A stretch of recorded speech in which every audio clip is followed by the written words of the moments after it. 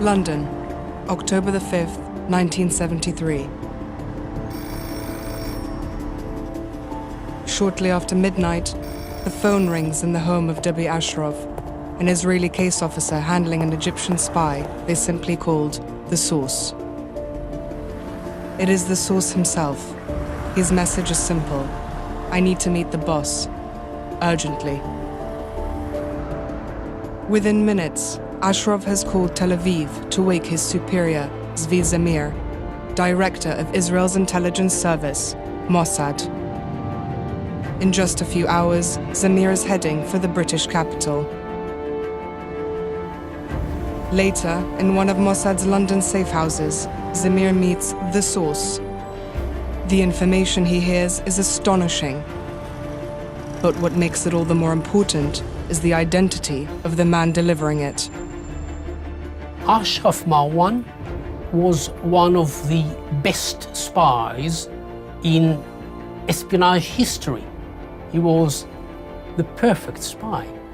He was not only clever and very, very efficient, but he was also very close to the information. He was a relative of Nasser. He was the right-hand man of President Sadat. So, when Marwan told Zamir that the following day, at 1800 hours, Egypt and Syria would launch an attack on Israel, there was every reason to believe him.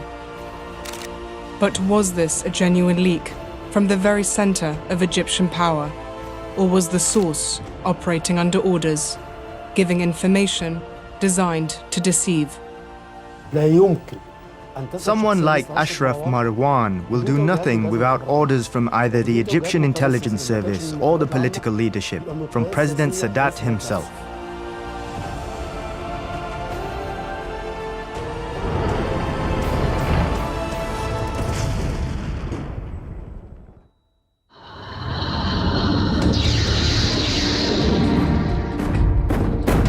"1400 hours, Saturday, 6th of October, 1973. The holiest day in the Jewish calendar, Yom Kippur, the Day of Atonement. Egypt and Syria launch an all-out war against Israel. The target, liberating the Sinai Peninsula and the Golan Heights, territories occupied by Israel 6 years earlier in the Six-Day War. Israel is completely unprepared, its regular army outnumbered, its reservists not yet present on either front. So the question is, how did Israel, which scored such a spectacular victory just 6 years before in the Six-Day War, permit itself to get into this situation of disaster? The answer is the Six-Day War, which, because of the spectacular nature of the victory, Israel couldn't avoid arrogance, hubris. That lightning victory brought with it an illusion of invulnerability. Israel seemed secure behind a protective military curtain.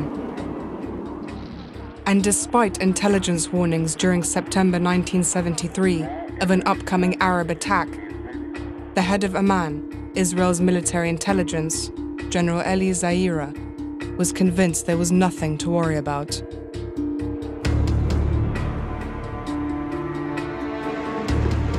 Sadat's close relationship with the Soviets guaranteed a supply of military hardware. But the Israelis knew he had been unable to obtain the latest generation of attack weapons. Without them, Israel's military might outweighed Egypt in the balance. But ever since the humiliation of the Six-Day War, Egyptians had burned to see their country fight back. There was a devastating feeling of the crisis and defeat then. There was tension, there was disorder, including demonstrations and the occupation of Tahrir Square. Everyone wanted to fight back. The regime was accused of failure, and in fact, Sadat was heavily criticized. While people in the streets agitated for war, the the most powerful constituency of all, Egypt's more than million-strong army was desperate to show that it could fight and win against the Israeli enemy they had to look at every day, just 200 meters across the Suez Canal.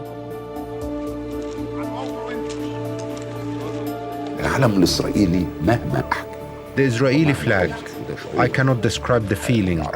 My generation knows this feeling very well. You know, stretching for 167 kilometers, the Israeli flag is up high on every kilometer, right before your eyes, all along the canal. I swear, it nearly turned the color of the Suez Canal black. I saw it black, and when I looked towards the desert, I saw it only grading from black to gray. Just so much depressing color. With outdated weapons and lacking the ability to liberate the whole of Sinai in a military operation, in February 1971, less than 4 months after taking power, Sadat offered a peace deal if the Israelis would withdraw from Sinai. Israeli Prime Minister Golda Meir rebuffed the offer. Why should I believe now, after this experience, that anybody, under any circumstances, can assure us of something more tangible now than we had in the past? For Israel then to give up the Sinai would have probably been an impractical thing to achieve. Unfortunately, sometimes it really does take a military offensive to change perceptions and negotiating postures. So war it had to be. But Sadat had a bold idea in mind.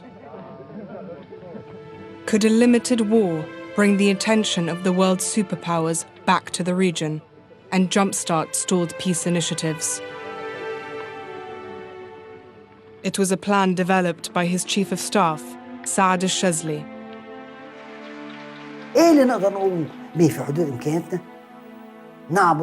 We can cross the Suez Canal with infantry troops, stop at 10 to 15 kilometers, advancing our air defenses to the west bank of the canal, which gives us an anti-aircraft umbrella for 15 kilometers east of the canal. At that point, I stop, even if the enemy withdraws, because the enemy has one of two options: either confront, in which case I can inflict huge losses, or stop through fear of those big losses.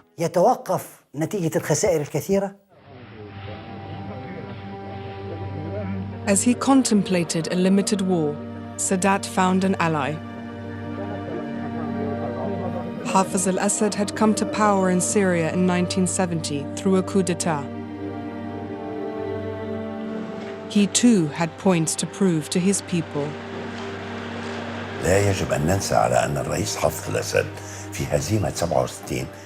We should not forget that Hafiz al-Assad was the defense minister during the 1967 defeat, and he was mainly held accountable, because you cannot exonerate the defense minister for such a defeat to the Syrian army. So when Hafiz al-Assad came to power in Syria, he started to absolve himself of the 1967 defeat and to prepare the Syrian army for the next battle. But when would that be? No one knew.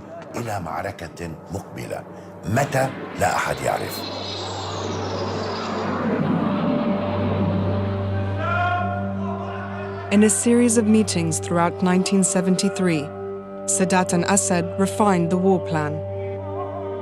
It was given the code name Badr, after the Prophet Muhammad's first victorious battle against the non-believers. When they met in Syria in late August, an auspicious date was chosen. On the 6th of October, the 10th day of Ramadan, the Muslim holy month, the Jewish holy day of Yom Kippur, Egypt and Syria would launch a surprise attack against Israel. But first, a setback in the air unintentionally served to disguise their build-up and confuse the enemy. On the 13th of September, Israeli and Syrian jets clashed over the Mediterranean. The dogfight ended with the Syrians losing 13 aircraft, the Israelis only 1.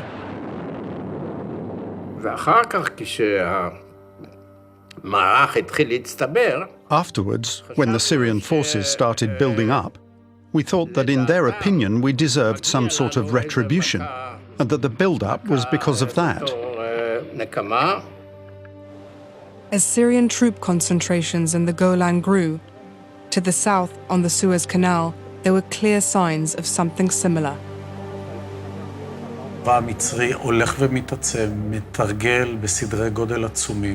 The Egyptian army was getting stronger and constantly exercising. I saw them raising the sand ramps on their side higher, even higher than ours, and opening gaps and getting into the water, measuring the depth, carrying out all sorts of exercises. We informed the High Command, but they said, don't worry, these are just standard Egyptian army exercises.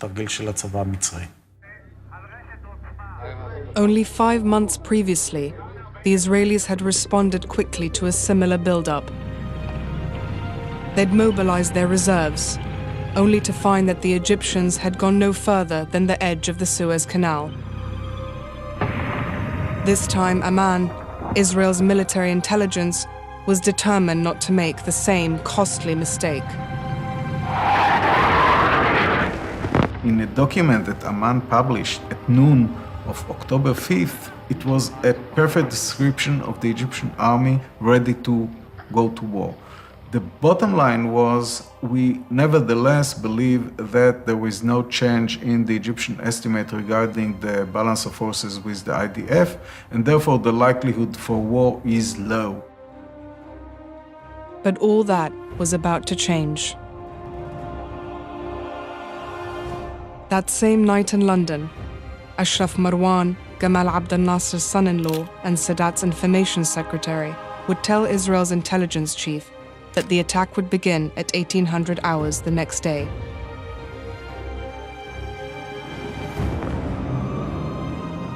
At 0800 hours on the 6th of October, the Israeli cabinet met in emergency session.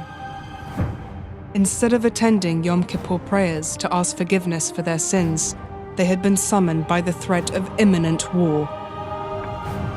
There was an argument that broke up in the leadership of Israel whether to mobilize the whole reserves or not.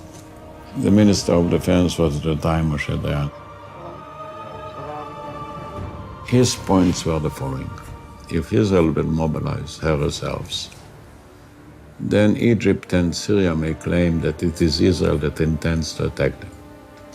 And they felt that we have to make it clear that Israel was attacked and not Israel is attacking. In spite of Dayan's opposition, at 0900 hours, the cabinet decided on immediate mobilization of Israeli reserves. Meanwhile, on this holiest of holy days, Israeli soldiers on the front lines fasted and prayed. But their calm was to be interrupted with news of the upcoming war. Ironically, across the canal, Egyptian troops were given their first warning of war at exactly the same time. They were to break their Ramadan fast and prepare for battle. But the attack would come earlier than the Israelis had been led to believe. The battalion commander gathered us. He said, "Break your fast." We laughed, but he distributed tea and dates, and we broke our fast. When we broke our fast, we felt the dread. There is no one who doesn't feel fear. He said today, at 2 p.m., God willing, either we avenge or we go in vain.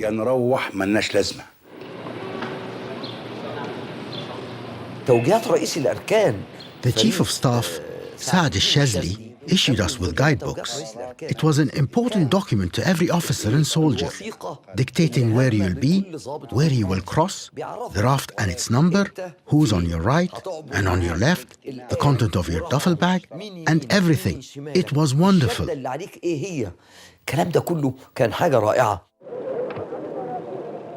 In an operation they had rehearsed many times over the past 6 years, 5 Egyptian infantry divisions would storm across the Suez Canal. Codenamed Dovecot, The Israeli defense plan was based on the 15 strongpoints of the Bar-Lev line. Manned by just 450 men, these forts would be supported by bringing 100 tanks of the Sinai Armored Division into position on the waterline. Enough, it was thought, to foil any Egyptian attempt to cross the canal. Dovecot would be triggered 2 hours before the start of the battle, and that would be at 6 p.m. They knew that from Ashraf Marwan, the source. It had an effect, yes. It led primarily to a situation where there were no tanks in the positions in the Egyptian front because the commander of the Southern Command gave an order not to move any tank to the positions before 4 o'clock in the afternoon. He was certain, like everyone else, that war will start at 6. In 2002, I unmasked Ashraf Marwan. And when I did it, it was Ashraf Marwan, the Egyptian national hero, because in my view, he was a double agent, and in fact, he was the jewel in the crown of the Egyptian deception plan before 1973.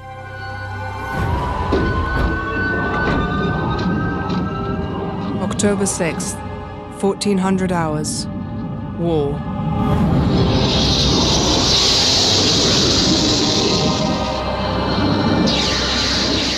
"220 jets of the Egyptian Air Force crossed the Suez Canal, heading for Sinai. Their targets?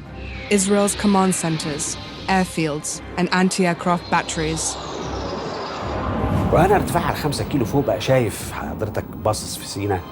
Flying at the altitude of 5 kilometers, I was looking at Sinai. An explosion here, another there, the Israeli anti-aircraft missiles targeting our planes, and our planes striking at their missile sites. You know what? It was like a wedding with fairy lights, lights flashing on and off. A beautiful scene. Sinai looked almost joyful. عمالة بتزغرط. The Egyptian aircraft returned to their airfields after destroying their targets for the loss of just 8 planes. But one of their first casualties was significant. President Sadat's brother. Atif Sadat was my classmate. We never felt he was the president's brother or anything like that. He looked like a movie star. Alain Delon, with fair hair, green eyes, so elegant and so manly. And he topped us all in piloting and in knowledge, but because of his competence, not his brother.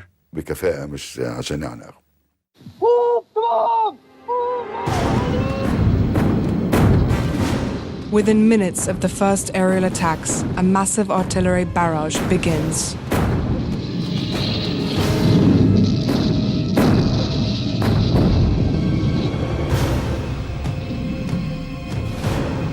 "20 minutes after 0 hour, under cover of the continuing artillery fire, the first wave of Egyptian ground troops crossed the canal. 4,000 men and 720 rafts.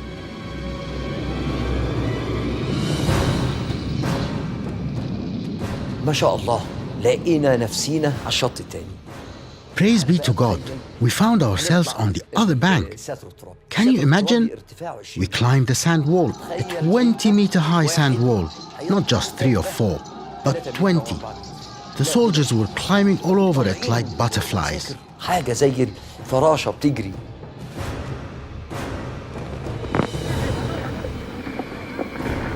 With the war half an hour old, Dovecot, the Israeli defense plan, is rushed into action.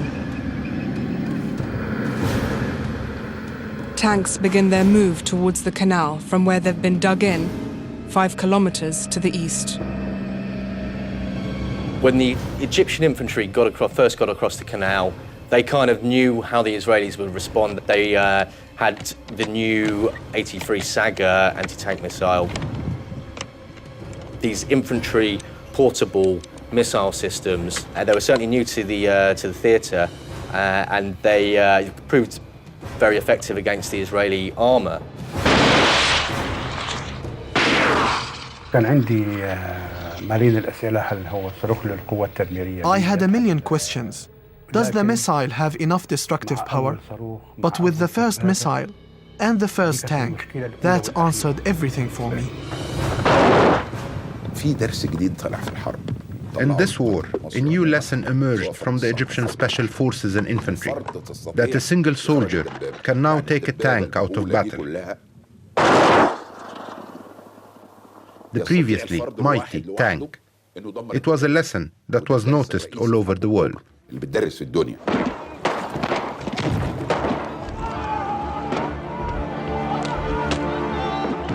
3 hours into the war, 45 Egyptian infantry battalions formed of 32,000 men have crossed the canal. The forts of the Bar-Lev line have been taken or besieged. Most of the Israeli tanks have been destroyed. Dovecot has failed.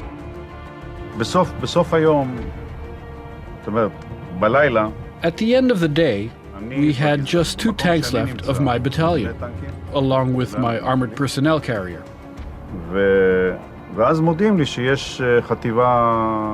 So then they notify me that there's a brigade on its way to me and that the brigade commander, Gabi Amir, asks, "Where is the battalion?" And I say, "This is the battalion," and laugh. He knows me and knows that I joke around sometimes. And I said to him, "No, Gabi, this is the battalion." After the first wave of Egyptian infantry has made the canal crossing, 35 battalions of engineers follow.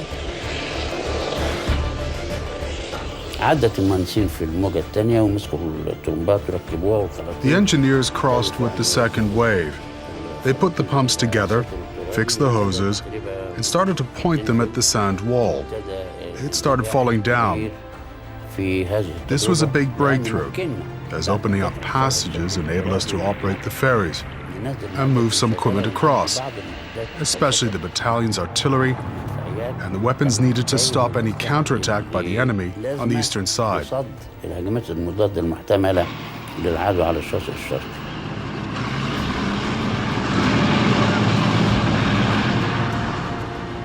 The next phase of the engineers' work was to erect pontoon bridges for the tanks and heavy weapons.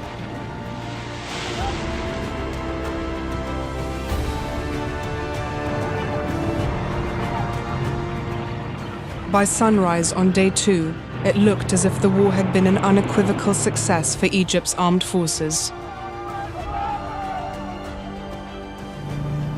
100,000 men, more than 1,000 tanks, and over 10,000 other vehicles had crossed the Suez Canal with only minimal losses. The Egyptian army came away from the 1967 Arab-Israeli War ashamed of itself. And in 1973, the Egyptian army proved that it was capable of military success and military victory. That was very important to the Egyptians as a fighting force because it proved to them that they themselves could succeed.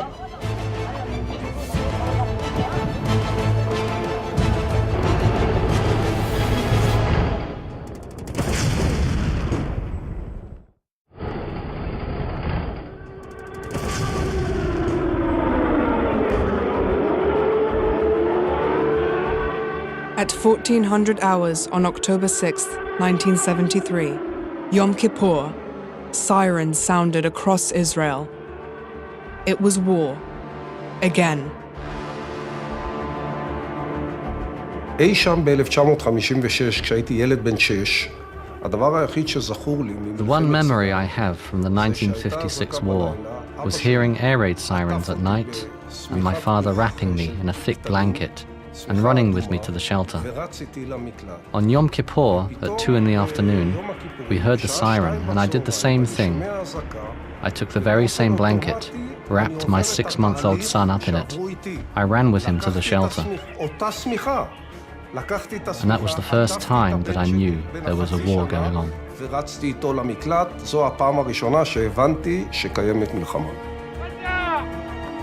At the same time as Egypt was crossing the Suez Canal, In the Golan Heights to Israel's north, Syria joined the fray.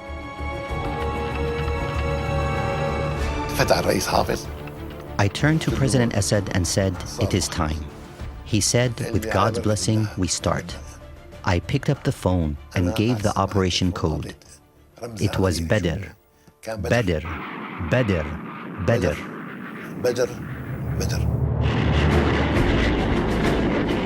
150 Syrian jets started the war with a massive aerial strike on Israeli positions in the Golan.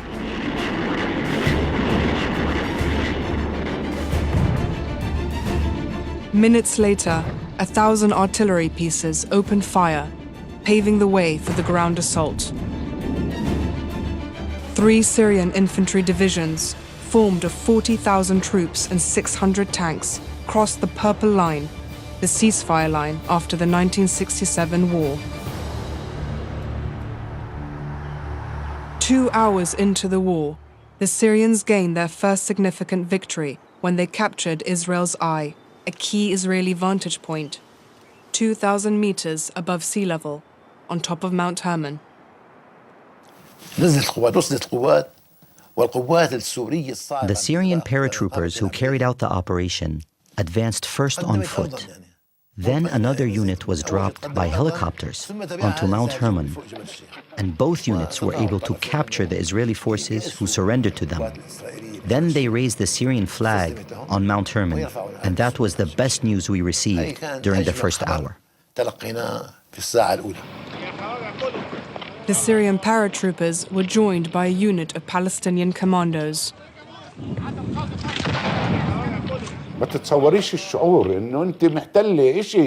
You cannot imagine the feeling. You are now recapturing something from the Israelis for the first time. The battle for the outpost lasted only 45 minutes. 13 Israeli soldiers were killed, 31 taken prisoner.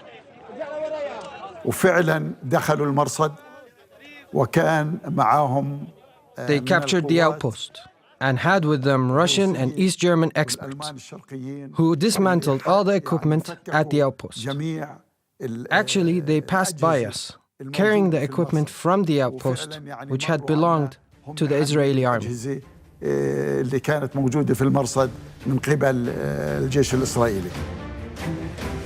Facing the massive Syrian ground assault was an outnumbered Israeli defensive line, guarded by 200 Israeli soldiers in 10 outposts, and 2 armored brigades, numbering almost 180 tanks.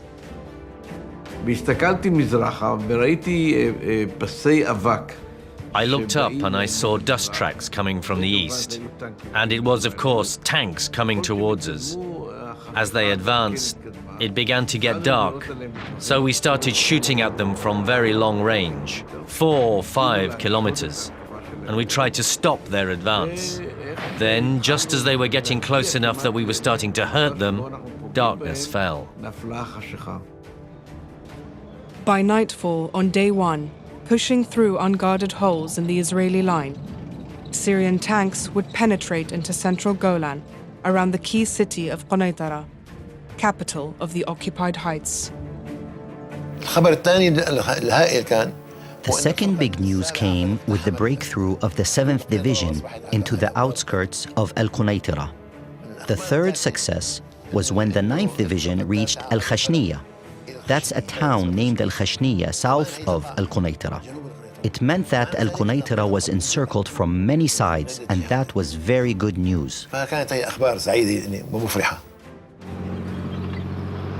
Yet more Syrian tanks had now advanced into southern Golan, forming a bulge and recapturing a large part of the strategic heights.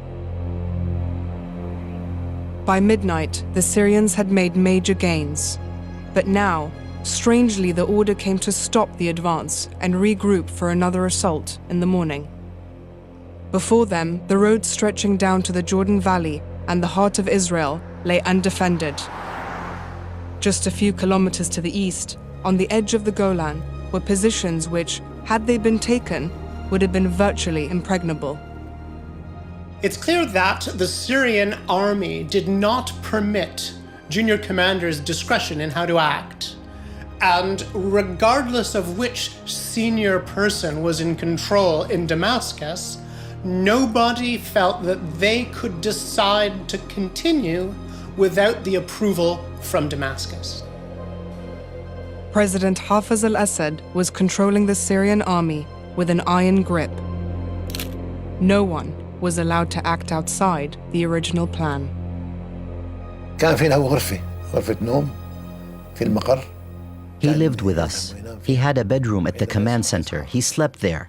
And when he woke up, he used to salute us and take his place behind the operations desk. He was always there in the command center or in his room in the same place.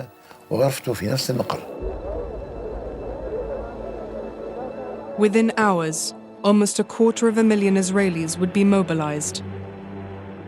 These reservists were vital support. Without them, the regular forces were facing a huge Arab numerical superiority.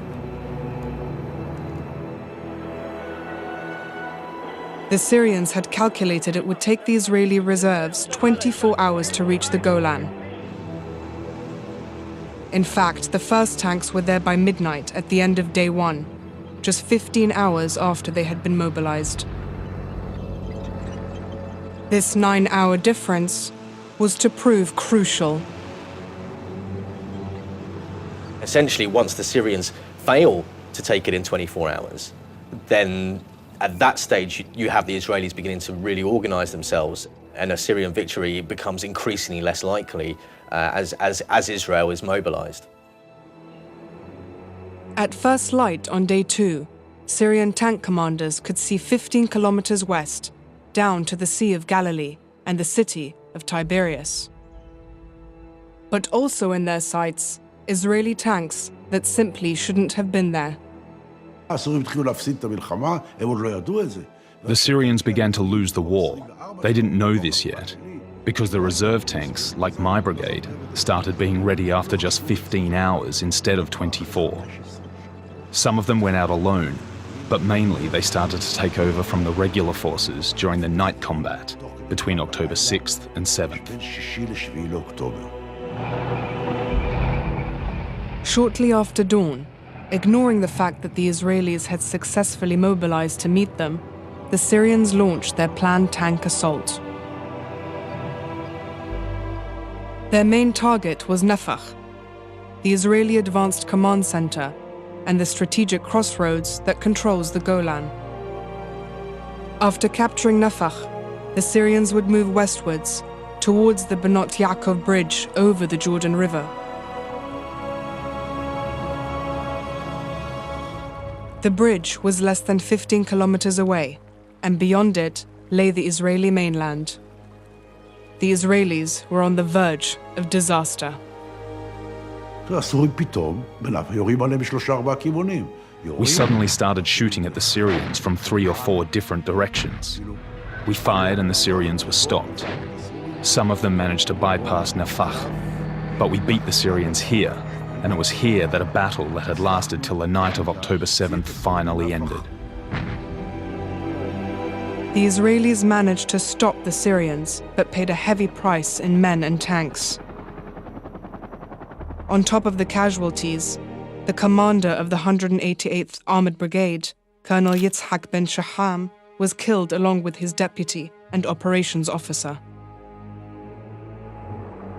Having failed in his main objective to take the Israeli forward base at Nafakh, in his Damascus command bunker, President Assad's decisions were looking increasingly desperate.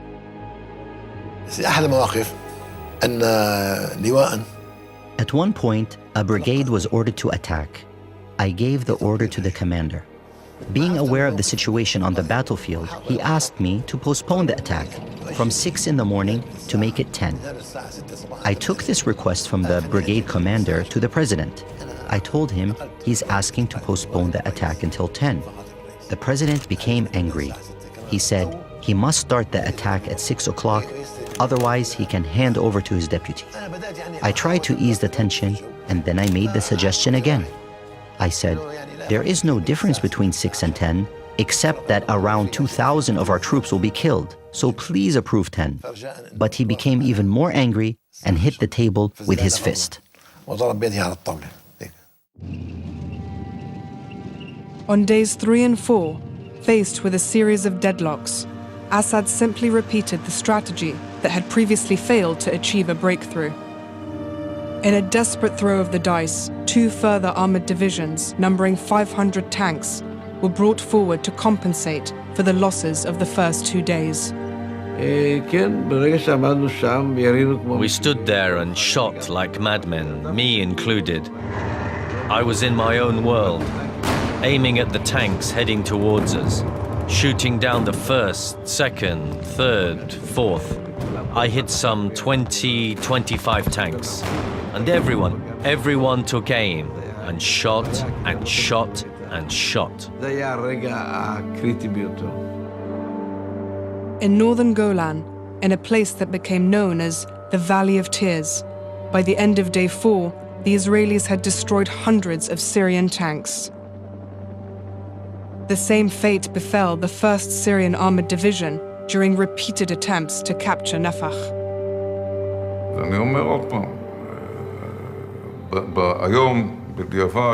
I think that today, looking back 40 years, the Battle of Nafach, when the Syrian 1st Division decided to withdraw and not complete its mission to get to the Jordan Valley, that was the critical stage in the battle to defend the Golan Heights. Avigdor Kahalani and Tzvika Greengold would both receive the Medal of Valor, Israel's highest military decoration. But this Israeli victory was not won by bravery alone. هناك دبابة تتفوق عن دبابة. تستطيع دبابة إسرائيلية واحدة أن تدمر. One tank is sometimes better than another. So one Israeli tank can destroy 20 Syrian tanks. Because if a tank that can fire, hit, and destroy at a range of 2,000 meters faces 50 tanks with guns with a range no greater than 1,500 meters, with simple math, one tank can destroy all the other tanks whose shells cannot reach it. It's just a matter of technical excellence, not competence in combat. I don't deny the courage of the Syrian officers and soldiers, but unfortunately, Israel had better tanks. إنما مع الأسف إسرائيل متفوقة بالدبابات. On the morning of the 9th of October, the Israelis launched their counterattack.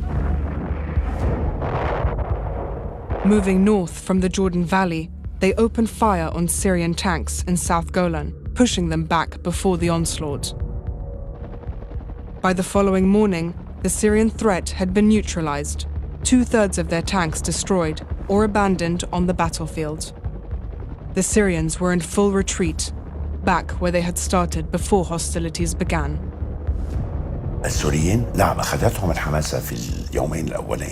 The Syrians were overtaken by enthusiasm during the first 2 days, thinking they could overpower Israel. That meant taking over the Golan and approaching occupied Palestine. They thought they could end the war, but they overstretched themselves and lost a lot of tanks during those first 3 days.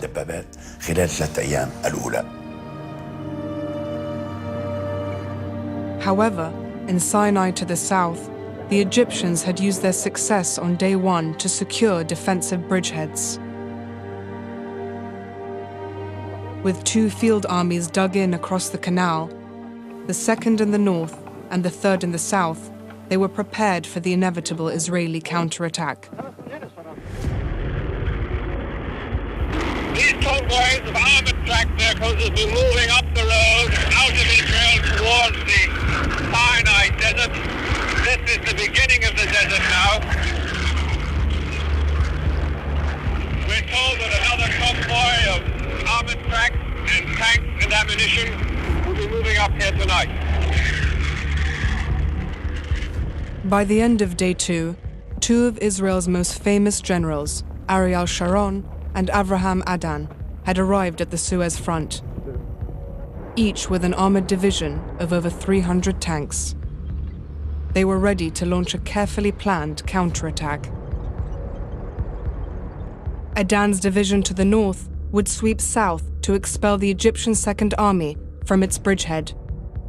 Then, once Adan had pushed the Egyptians back across the canal, Sharon's division would move against the Egyptian Third Army to repeat the process in the south. At 0900 hours on October 8th, the attack began.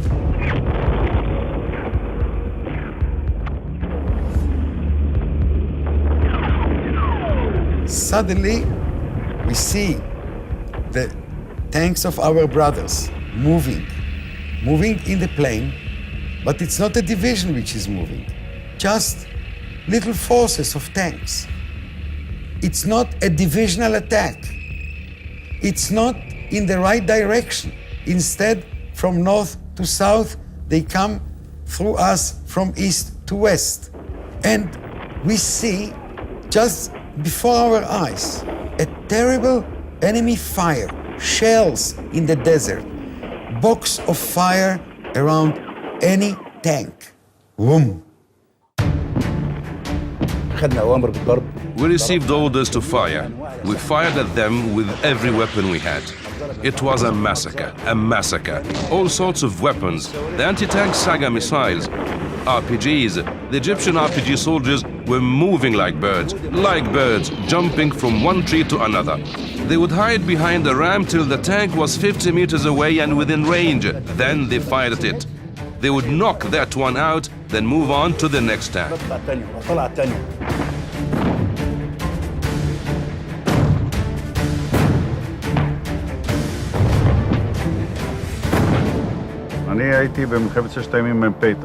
I was a tank company commander in the Six-Day War, and I fought on Sinai's northern road.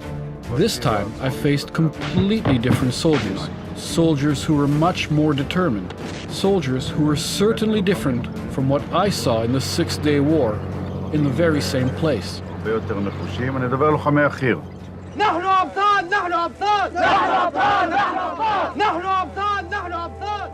are able not only to finish this, but to continue and to give the Israeli army another beating as has been done. Israel's initial counterattack had failed, and after losing 50 of his tanks, Adan ordered his forces to fall back to defensive positions. Worse still, in terms of prestige, Israeli tank crews had been taken prisoner of war, including a tank battalion commander, Lieutenant Colonel Assaf Yaguri. For the first time in its 25-year history, Israel was on the defensive, sustaining heavy casualties and unable to achieve the superiority of 1967, on land or in the air. In the Six-Day War, it had dominated the skies. But now, the Israeli Air Force found itself facing a wall of surface-to-air missile batteries, employing the latest Soviet SAM technology. They built an anti-aircraft system, which was among the best, the most effective in the world. They inched their missiles towards the canal, and even transferred some of the lighter missiles to the other side. And of course, it was an effective anti-aircraft system. That, I must admit.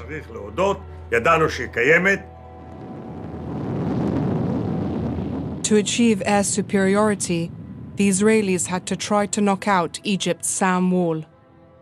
But the missile defenses took a heavy toll of the attacking aircraft.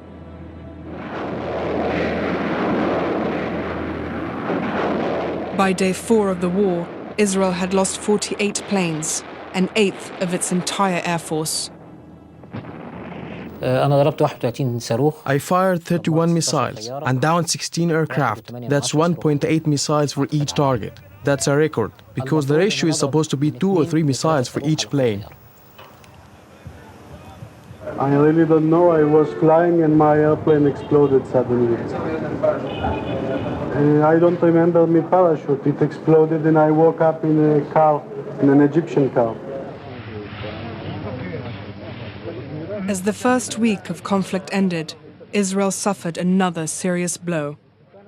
On the 13th of October, in front of the world's media, the last of Israel's Bar-Lev line of fortresses surrendered to the 43rd Battalion of Egyptian commandos. I couldn't believe my eyes. Seeing the Israeli soldiers waving the white flag and humiliated, though still we treated them very well.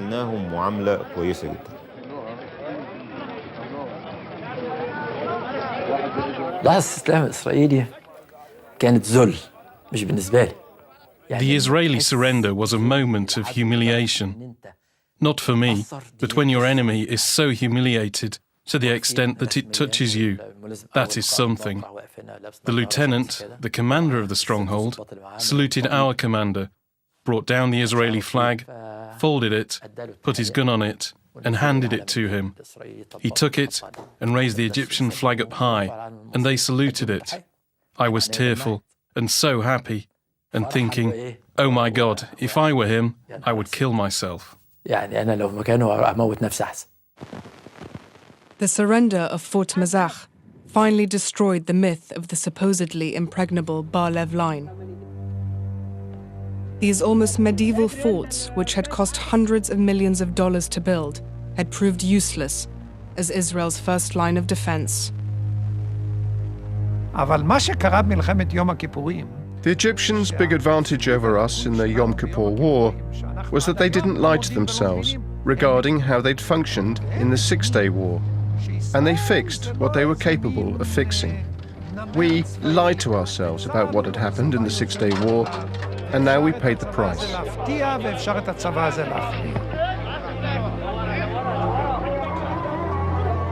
As week one of this October War ended, the streets of Cairo filled with people reveling in their country's military triumphs. 6 years of defeat had been reversed. But in week two, triumph would turn to tears.